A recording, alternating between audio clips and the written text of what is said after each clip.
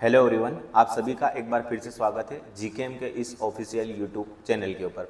और जी हाँ स्टूडेंट, आज अपन बात करेंगे पीएनएसटी एग्ज़ाम को लेकर के या पीएनएसटी रिजल्ट को लेकर के। और पीएनएसटी रिजल्ट में रुका हुआ है उसका सबसे पहले रीज़न जानेंगे, और जिन बच्चों के नंबर कम हैं उन बच्चों को आगे क्या करना चाहिए उस चीज़ के बारे में मैं आपको जानकारी दूंगा। तो आप सभी स्टूडेंट लास्ट तक बने रहें।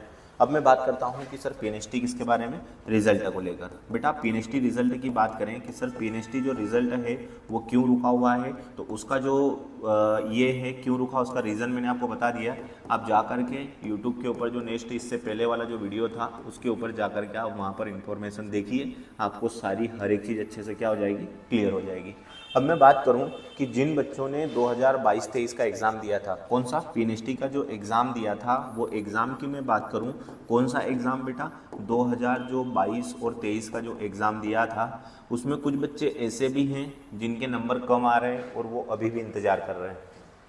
तो देखिए सबसे पहले मैं आपको एक चीज़ समझा देता हूँ कि जिन बच्चों के यदि मैं बात करूँ कि नंबर कम आए हुए, क्या बेटा नंबर कम आए हैं, तो उन बच्चों को क्या करना चाहिए, नंबर जिनके कम आए उनको मैं सबसे पहले बात करूँ कि उन बच्चों को, जिन बच्चों के नंबर, यदि मैं बात करूँ कैटेगरी की, ऑल कैटेगरी के अकॉर्डिंग मैं बात करूँ, जिन बच्चों के 60 नंबर से कम है, क्या 60 नंबर से जिन बच्चों के क्या है नंबर कम है, वह सभी स्टूडेंट एक चीज़ का ध्यान दें कि 60 नंबर से कम वाले बच्चे, वो कौन सी भी कैटेगरी के हो, वो बच्चा वापस से अपनी प्रिपरेशन को स्टार्ट कर दे। आप देखिए अभी भी आपके पास टाइम है और मौका है, जिन बच्चों के नंबर कम आए उनके लिए बोल रहा हूँ, और जिन बच्चों के नंबर अच्छे आए हुए हैं वो तो क्या कर रहे हैं, रिजल्ट का इंतजार कर रहे हैं। और मैंने वीडियो के माध्यम से, इससे पहले वाले वीडियो के माध्यम से बता दिया था कि क्या चीज़ें रहने वाली है।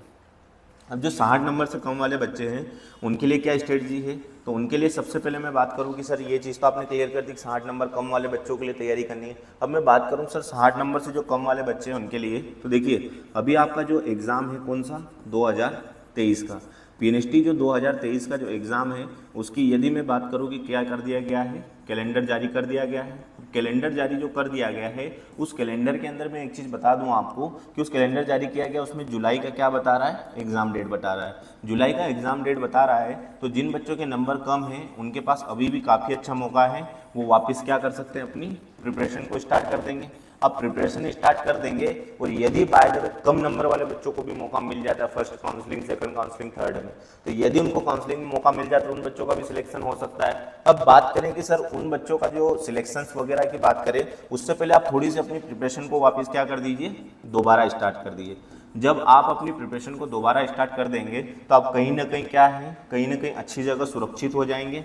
और मैं बात करूं कि सर सुरक्षित होने का मतलब क्या, मतलब कहीं ना कहीं आप क्या हो जाएंगे, अच्छे तरीके से सिक्योर हो जाएंगे एग्जाम को लेकर, ताकि आपकी कोई भी समस्या आपको नहीं देखने को मिलेगी।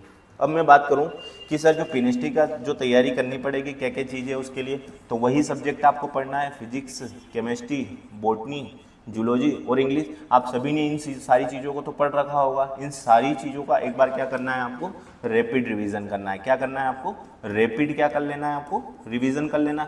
यदि आप रैपिड रिवीजन भी कर लेंगे तो आपका जो एग्ज़ाम आएगा उस एग्ज़ाम के लिए कहीं ना कहीं आप क्या चीज़ कर लेंगे, उस एग्ज़ाम को आराम से क्वालिफाई कर पाएंगे। और 60 नंबर से यदि आपके नंबर कम है तो आप उसको 60 नंबर की जगह कितने, 75, 80 या 90 नंबर भी आप कर सकेंगे, ताकि आपको होने वाली जो काउंसलिंग है उसका और जो आगे एग्ज़ाम हो रहा है उसमें कहीं ना कहीं आप क्या हो जाएंगे, सुरक्षित हो जाएंगे। अब एक चीज़ का और ध्यान रखें कि सर पढ़ तो सारी चीज़ें रखिए, आपको करना क्या है, तो केवल और केवल आपको कोई सी भी टेस्ट सीरीज आपको क्या कर लेना है, टेस्ट सीरीज ज्वाइन कर लेना है। अब जब आप टेस्ट सीरीज ज्वाइन कर लेंगे तो टेस्ट सीरीज ज्वाइन करने के साथ में आपकी क्या होगी, कहीं ना कहीं स्टडी क्या हो जाएगी, स्ट्रॉन्ग हो जाएगी। और स्ट्रॉन्ग होने के साथ में जैसे ही आपका एग्जाम होता है आप फॉर्म डालेंगे, जो 60 नंबर से कम है वो बच्चे फॉर्म डालेंगे और तुरंत आपका सिलेक्शन हो जाएगा। तो अब एक चीज़ का आपको सारी चीज़ में क्लियर कर दूं कि आप जो भी स्टूडेंट के 60 नंबर से कम, नीचे नंबर कम है, वो वापस बच्चा दोबारा से स्टार्ट कर दीजिए। तो अभी भी यदि मान लीजिए एग्जाम जुलाई का तो उसमें बता रहा है, लेकिन यदि बाय द वे एग्जाम 15 अगस्त या 20 अगस्त तक होता है, 15 या 20 अगस्त तक जो एग्जाम होता है, तो उस 1 से 1.5 महीने में काफ़ी चीज़ें आप कवर कर पाएंगे। और काफ़ी चीज़ें आपकी कवर हो गई तो आपको समस्या नहीं आने वाली है।